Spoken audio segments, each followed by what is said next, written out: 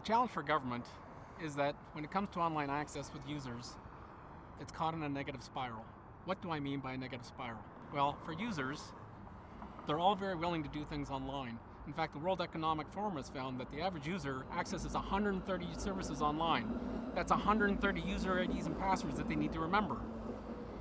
Some of those user IDs and passwords are very high velocity. I use them every day. But at the other end of the spectrum are things that I'm not using very often at all. Sites that I go to perhaps once a year.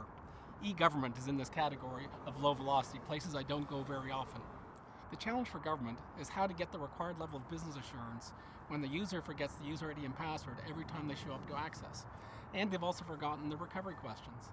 So the natural business response to having low business confidence of user identity is to not to put anything meaningful on the internet.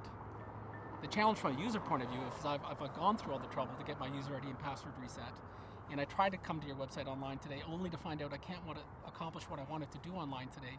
My frustration level is going to peak. I'm going to abandon your online channel altogether. That's what I mean by the negative spiral.